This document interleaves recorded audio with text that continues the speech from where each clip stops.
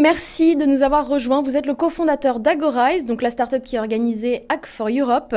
Et vous allez pitcher sur votre startup. À vous de jouer, vous avez 3 minutes pour nous convaincre. Merci, donc je suis Charles Tout, cofondateur et président d'Agorize. Agorize, c'est une startup qui depuis 4 ans s'est spécialisée dans les challenges d'innovation en ligne. Donc ce sont des concours en ligne, essentiellement pour le compte de grandes entreprises. Aujourd'hui, nous sommes 40 personnes, nous avons un bureau à Paris, San Francisco, Stuttgart. On a levé à peu près 3 millions d'euros.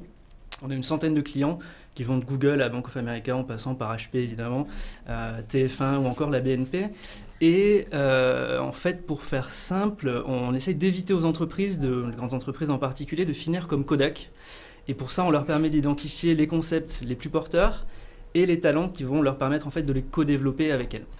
Donc pour rentrer un petit peu plus dans le détail, sur la base d'un enjeu business de transformation digitale souvent de l'entreprise, nous on va concevoir avec l'entreprise un dispositif concours challenge, le porter sur une plateforme collaborative pour qu'il puisse avoir lieu en ligne et impliquer le plus grand nombre de personnes possible et donner lieu et l'accès si c'est nécessaire à des communautés externes à l'entreprise qui vont y participer.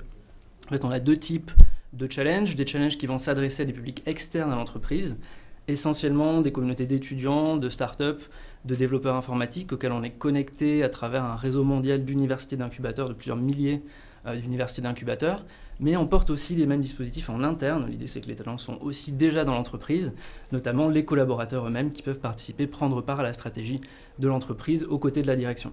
Pour vous donner des exemples et permettre de mieux comprendre, sur la partie étudiante par exemple, on travaille avec le groupe SEB autour de la cuisine connectée.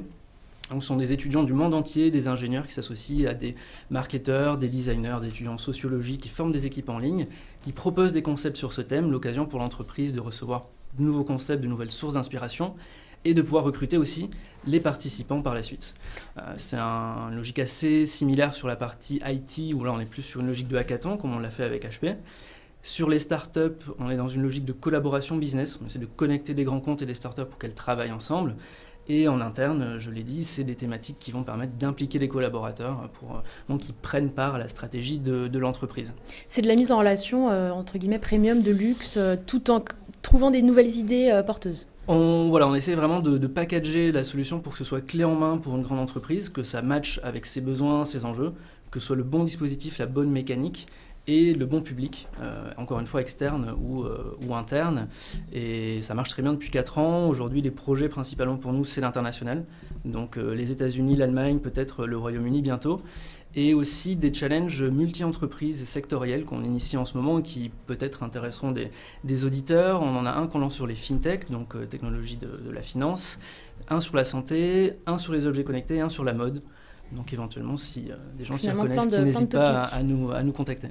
Dernière question, votre business model, vous en avez parlé, mais vous facturez donc au challenge. Donc voilà, on va regarder avec l'entreprise une nouvelle fois sur la base de ses enjeux, ses besoins, et on va essayer de qualifier ça pour une communauté, un scope géographique, et en fonction des efforts d'accompagnement qui sont nécessaires, en effet facturés sur la base du challenge. Nicolas, Vanessa, ça vous intéresserait de faire appel à Charles pour organiser des gros events et chercher de nouveaux talents ?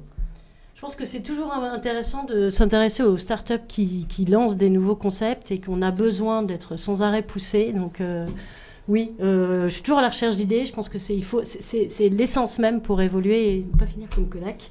Je pense que c'est une bonne comparaison. Et Nicolas, Airbnb serait dans quelle catégorie maintenant ? Start-up ou grand compte ? Je pense qu'on est un peu entre les deux. Évidemment, en termes de taille, on peut plus se qualifier de start-up, mais notre fonctionnement interne est vraiment un fonctionnement de start-up, en termes d'organisation, etc.